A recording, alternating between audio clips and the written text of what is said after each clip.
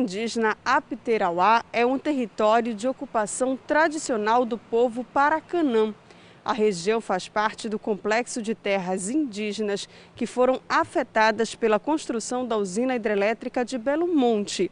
E a sua regularização fundiária, bem como a expulsão de não-índios da região, é uma das condicionantes governamentais para o licenciamento ambiental do empreendimento. Essa operação Apiterauá existe desde 2011 e foi criada pela FUNAI. Porém, em janeiro deste ano, o Ministério Público Federal entrou com uma recomendação solicitando a retomada desta operação. Isto porque a terra indígena Apiterauá ela é reconhecida como de posse e usufruto exclusivo do povo Paracanã desde 2004. Larissa Cristina para o Nazaré Notícias. E agora vamos falar de meio ambiente. O número de queimadas em Parauapebas, no sudeste do Pará, cresceu 85% de junho a julho deste ano em relação ao mesmo período do ano passado, segundo o Corpo de Bombeiros. O índice preocupante é agravado devido ao tempo seco e à falta de chuvas na região.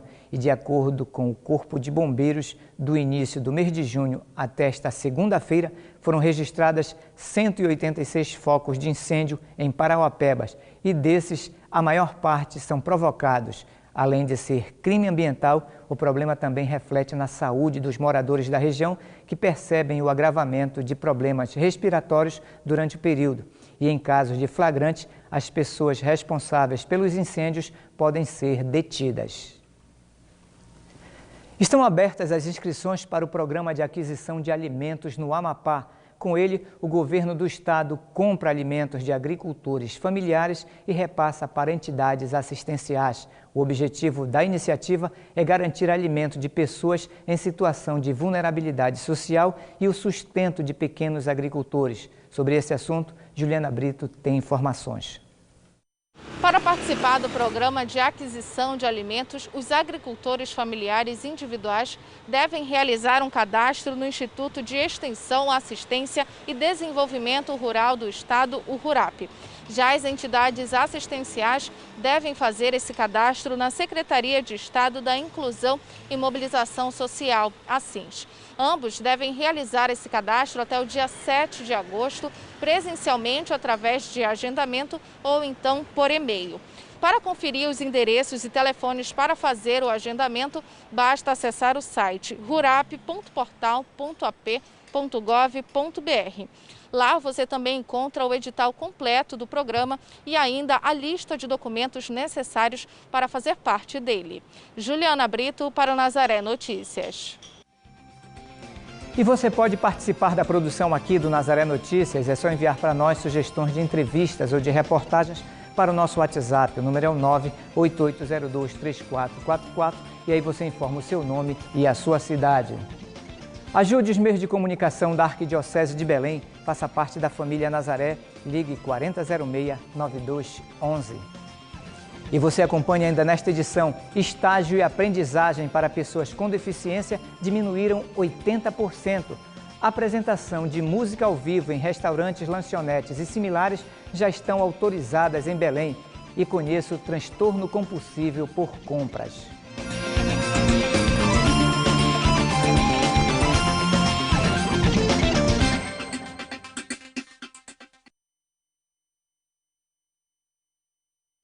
Olá pessoal, sou o Padre Wagner Maria. Todas as segundas, quartas e sextas estamos juntos aqui pela Rede Nazaré de televisão, rezando o texto da misericórdia no programa Hora da Misericórdia.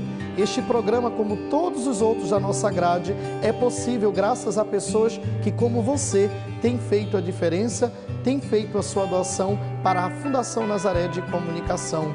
Somos o veículo oficial da Arquidiocese de Belém e nós precisamos da tua ajuda. Você pode fazer a tua doação, em primeiro lugar, aproximando o teu celular deste código que aparece no alto do vídeo, o QR Code, e você vai poder ter todas as informações para a tua doação. Caso você queira deixar pessoalmente a tua doação para a TV Nazaré ou Rádio Nazaré, você se dirija à nossa sede, que está na Avenida Governador José Malcher, 915, bairro Nazaré, em Belém do Pará, no edifício Paulo VI. Esse é o único endereço onde você pode fazer a tua doação pessoalmente. Certamente, a tua ajuda fará a diferença na evangelização. Junte-se a nós, seja você também família Nazaré. A Igreja de Belém continua ativa, dinâmica e rica de espiritualidade. Ela se espraiou nas casas com sua forma doméstica de ser. Catequeses, pregações, adorações, celebrações. Estamos afastados fisicamente, mas intensamente ligados pela espiritualidade e pelo amor a Cristo. O púlpito mediado pelas tecnologias dissemina o Evangelho aos mais distantes caminhos. Formamos a Igreja de Belém, levamos a comunhão espiritual, o acolhimento e a partilha. Levamos a paz, o amor e a fraternidade neste momento de ansiedade e de tensão. Cristo está presente em todos nós, que, embora distante do corpo, está intimamente ligado a cada um. Igreja de Belém, por um tempo de paz.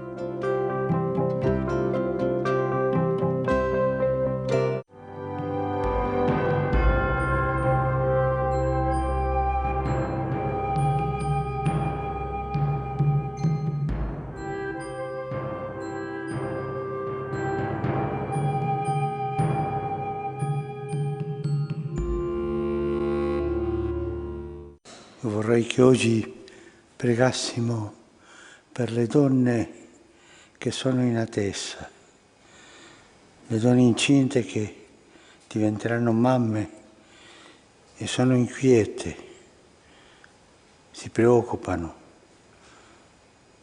con la domanda: a quale mondo, nel quale mondo vivrà il mio figlio? Preghiamo per loro perché il Signore le dia coraggio di portare avanti questi figli con la fiducia che sarà certamente un mondo diverso, ma sempre sarà un mondo che il Signore amerà tanto.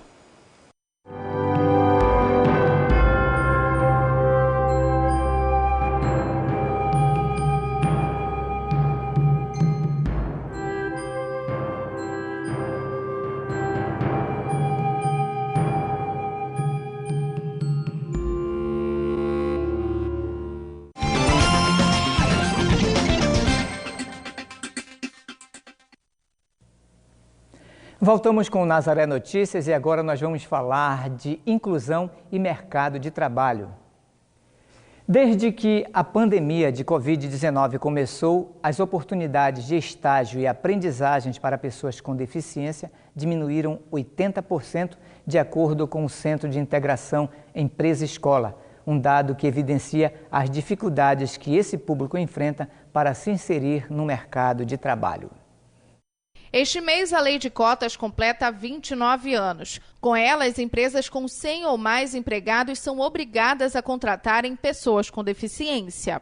A Lei 8.213 de 91, denominada Lei de Cotas, que recentemente completou 29 anos, nasce de um processo histórico de negação de direitos e injustiça social, bem como da necessidade de implementação de uma política pública séria de inserção desse público no mundo do trabalho. Apesar de todo esse tempo, praticamente 3 décadas, nós ainda vemos muitas empresas que não se prepararam minimamente para receber as pessoas com deficiência, ou mesmo que ainda não tem nenhuma pessoa com deficiência nos seus quadros aí de colaboradores. Um cenário evidenciado durante a pandemia. No início da pandemia, a gente pode dizer que houve uma retração aí de mais de 80%, das empresas realmente fechando as portas, negando assim, a abertura de vagas. Muitas vezes a empresa que está começando com os programas de diversidade, são essas as empresas que a gente percebe que deram assim uma freada no assunto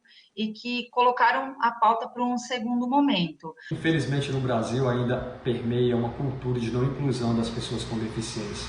Isso claramente nós vemos no cotidiano do nosso dia a dia, da vida social, inclusive no cotidiano do mundo do trabalho. Ainda assim, existem algumas empresas com a política de diversidade já implantada que estão tentando abrir novas vagas para a contratação de pessoas com deficiência. As coisas já se acomodaram, nós estamos chegando aí perto dos 120 dias de isolamento social e as empresas também já têm um cenário um pouco melhor desenhado, né, em termos de negócios mesmo. Então a gente sente pelo menos uma procura, um norte maior para a abertura de vagas da pessoa com deficiência, né? Claro que esse ritmo ele está mais diminuído, ele está mais devagar, mas as empresas ainda assim elas mantêm oportunidades, elas mantêm vagas em aberto, né? Nós temos aí algumas empresas tocando programas de estágios destinados para a pessoa com deficiência, né?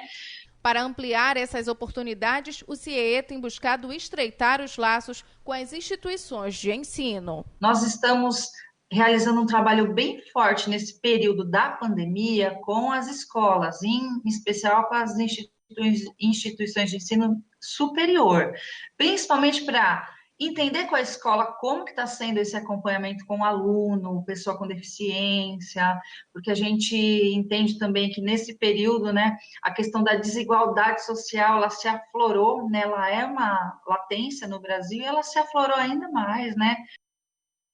No dia 31 de julho, a comunidade Recreio, próximo ao município de Juruti, no oeste paraense, receberá a unidade básica de saúde fluvial. Os moradores da região terão acesso a diversos serviços de saúde. Juliana Brito tem mais informações.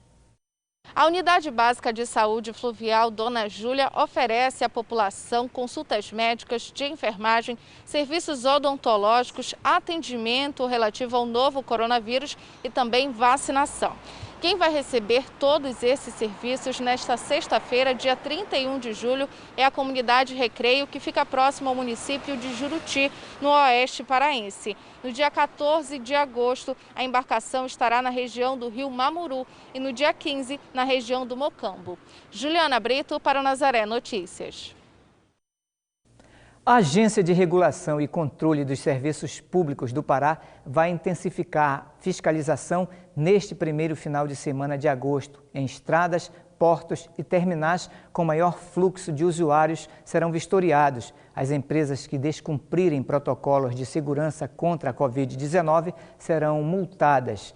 Entre as principais ocorrências registradas nos últimos finais de semana estão ônibus e vans transportando passageiros em pé, a não utilização de máscara pelos passageiros, documentação vencida e táxis e veículos clandestinos tentando realizar o transporte de passageiros sem autorização. O cenário da pandemia no Brasil fez com que mais de 20 mil vagas para internação fossem abertas pelo Sistema Único de Saúde. Apesar dos leitos terem sido contratados temporariamente, o desafio agora é manter parte das ampliações neste cenário de pandemia. Segundo o levantamento feito pelo Conselho Federal de Medicina, quase 41 mil leitos públicos foram fechados desde 2011, quando o país contava com 335 mil espaços de internação do SUS, destinado para internações superiores a 24 horas. 20 estados e 19 capitais brasileiras perderam leitos na rede pública na última década. Com o cenário de pandemia, entre fevereiro e junho, houve um incremento de mais de 22.800 leitos de internação. Em números absolutos, os estados que mais habilitaram leitos de internação no último ano foram São Paulo, Pernambuco e Minas Gerais. A maioria dos contratos é temporário e provisório, voltado para hospitais de campanha. De acordo com o Conselho Federal de Medicina, a tendência é que, com o fim da crise causada pela Covid, voltem a ser desativados. As apresentações de músicas ao vivo em restaurantes, lanchonetes e similares já estão autorizadas em Belém. mas de acordo com o decreto municipal divulgado esta semana, não estarão permitidas danças ou aproximação de pessoas fora das mesas e próximas ao palco. Juliana Brito tem mais informações. As apresentações devem ter no máximo 2 músicos no palco e um apoio técnico, sendo que os artistas devem manter a distância mínima de 2 metros entre si. As apresentações de DJs também estão liberadas desde que não causem aglomerações. Durante as apresentações, o público não pode dançar ou mesmo se aproximar do palco, também para evitar aglomeração. Lembrando que essa decisão abrange as apresentações musicais em restaurantes, lanchonetes, casas de chá, padarias e quiosques em Belém e também nas praias e balneários da capital paraense, respeitando, é claro, o horário de funcionamento já estabelecido pela Prefeitura. Juliana Brito para o Nazaré Notícias. E agora uma utilidade pública. As linhas telefônicas do Serviço 192, do Serviço de Atendimento